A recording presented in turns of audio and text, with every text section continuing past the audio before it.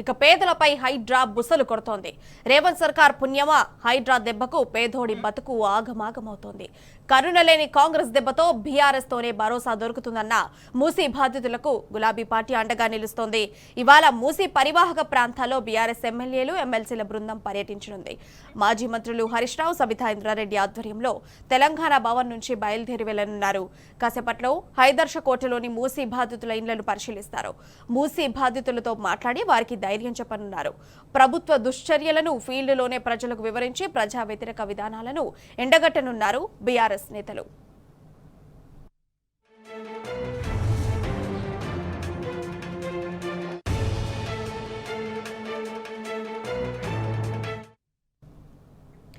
ఇక పేదలపై హైడ్రా బుసలు కొడుతోంది. నిర్దాక్షిణంగా ఏండ్లకేండ్ల ఉన్నటువంటి ఇండ్లను కూడా కూలగొడుతోంది. ఇక అంశానికి సంబంధించి మరింత సమాచారం మా ప్రతినిధి మహేష్ లైవ్ ద్వారా అందిస్తారు. అయితే మహేష్, చెప్పండి, ఏండ్లకేండ్లకు ఉన్నటువంటి ఇండ్లను కూడా ప్రభుత్వం నిర్దాక్షిణంగా కూలగొట్టడం మనం చూస్తున్నాం హైడ్రా పేరుతో. అయితే ఇప్పుడు వాళ్ళ పరిస్థితి ఎట్లా ఉంటుంది?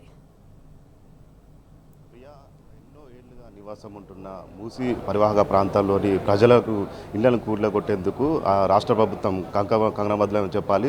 మూసీ సుందరీకరణ పేరుతో ఏళ్లకేళ్లుగా నివాసం ఉంటున్న వారందరినీ కూడా గుర్తించి ఒక రెడ్ మార్క్తో వాళ్ళ ఇళ్లకు కూడా నోటీసులు జారీ చేస్తున్నారు. ఇక త్వరలోనే కూల్చివేయాలన్నట్టు కూడా అధికారికంగా సమాచారం అవుతుంది. ఈ నేపథ్యంలోనే నిన్న పెద్ద ఎత్తున కూడా మూసీ పరివాహక ప్రాంత ప్రజలు తెలంగాణ భవన్కు చేరుకున్నారు. తమ గోడు వెళ్లబుచ్చుకున్నారు. ఇక మాజీ మంత్రులు హరీష్ రావు, సబితా ఇంద్రారెడ్డి నిన్న తెలంగాణ భవన్కు వచ్చారు. వారందరికీ ప్రజలు మూసీ బాధితుల గోడు విన్నారు. వారంతా కూడా ఏళ్లుగా ఉంటున్నాము, ట్యాక్సులు కడుతున్నాము, కరెంటు బిల్లులు కడుతున్నాము.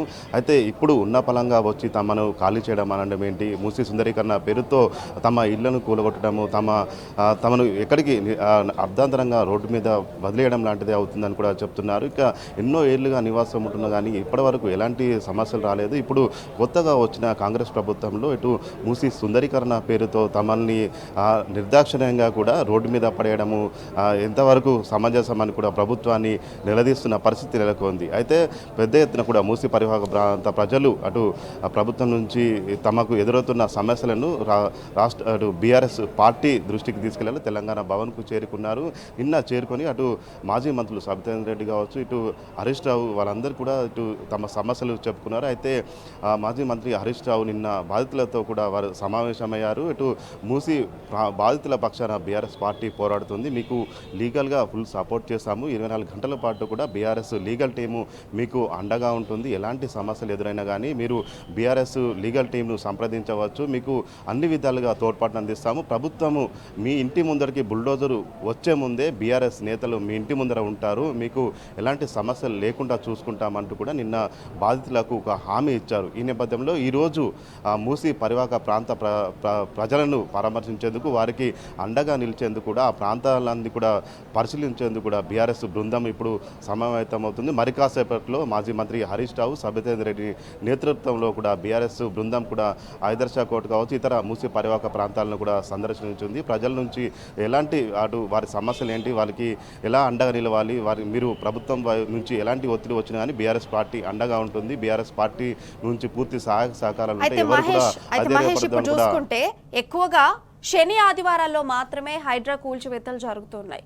అసలు ఎందుకు శని ఆదివారాలనే చూస్ చేసుకున్నారు? అసలు దాని వెనక ఉన్న ఆంతర్యం ఏంటి అనుకోవచ్చు?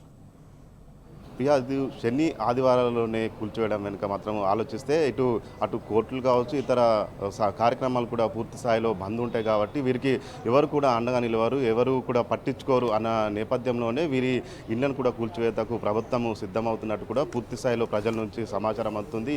ఈ 2 వారాలు ఇటు వీకెండ్స్ కావచ్చు, హాలిడేస్ ఉన్న నేపథ్యంలో కూడా ఇలాంటి వర్కింగ్ డేస్ కోర్టులు కావచ్చు, ఇతర స్టేలు తెచ్చుకోవాలన్న కొన్ని వర్కింగ్ ఉండే కాబట్టి ఇదే శని ఆదివారాలను బేస్ చేసుకొని కూల్చున్నట్టు కూడా పెద్ద ఎత్తున ప్రజలను కూడా వాపుతున్న పరిస్థితి కనిపిస్తూ ఉంది. ఈ నేపథ్యంలో ఇప్పటికే మనం గత కొద్ది రోజులుగా చూడొచ్చు, హైడ్రా ఎక్కువ శని ఆదివారంలో వచ్చినట్టయితే వారి బుల్డోజర్ అటు పేదల ఇళ్ళ కావచ్చు, ఇతర కట్టడాలపై కూడా వెళ్తున్న దృశ్యాలు అయితే మనం చూడొచ్చు. ఇక పెద్ద ఎత్తున కూడా ప్రజల నుంచి కూడా ఇలాంటి కూల్చివేతలపై తీవ్ర స్థాయిలో విమర్శలు వ్యక్తమవుతున్నాయి. వెంటనే ఇలాంటి చర్యలు ఆపాలని కూడా ప్రజలు పెద్ద ఎత్తున కూడా నిరసనలు వ్యక్తం చేస్తున్నారు. నిన్న ఒక మహిళ కూడా ఆత్మహత్య చేసుకున్న సందర్భం చూసాము. ఇటు ఆత్మహత్య చేసుకున్న మహిళా వద్ద కూడా గాంధీ ఆసుపత్రికి వెళ్ళి వారి కుటుంబ సభ్యులను కూడా మాజీ మంత్రి హరీష్ రావు కూడా పరామర్శించిన సందర్భం మనం చూసాము. ప్రజలు ఎవరు కూడా అధైర్యపడవద్దు, బీఆర్ఎస్ పార్టీ అండగా ఉంటుంది, మీకు ఎలాంటి కష్టం వచ్చినా మీ ఇళ్ళ జోలికి ప్రభుత్వం రాకుండా మేము చూసుకుంటాము, లీగల్గా కూడా అన్ని విధాలుగా అండగా నిలబడతాము, అన్ని సహాయక సహకారాలు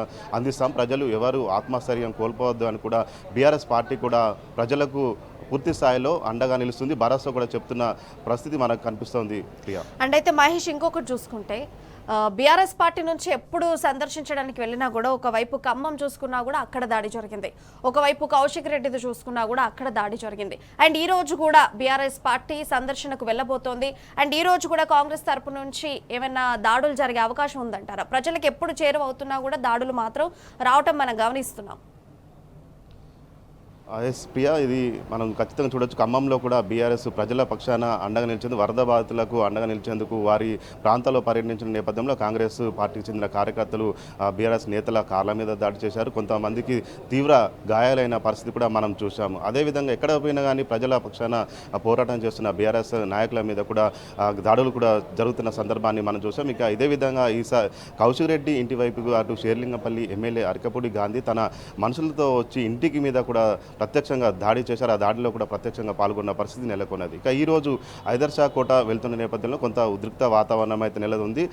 ప్రజల వైపు ఉంటున్న బీఆర్ఎస్ పార్టీపై అటు పోలీసుల చేత కావచ్చు, ఇటు కార్యకర్తల చేత కావచ్చు కాంగ్రెస్ పార్టీ దాడులు చేసేందుకు మాత్రం ఏమాత్రము తగ్గట్లేదని చెప్పాలి, ఎటు ఎలాంటి దాడులకైనా సిద్ధంగా ఉన్నారని కూడా చెప్పాలి. అయితే ప్రజల పక్షాన నిలబడుతున్న బీఆర్ఎస్ పార్టీ నేతలపైన కూడా ఇలాంటి దాడులపై మాత్రం ప్రజలు తీవ్ర స్థాయిలో విమర్శిస్తున్నారు.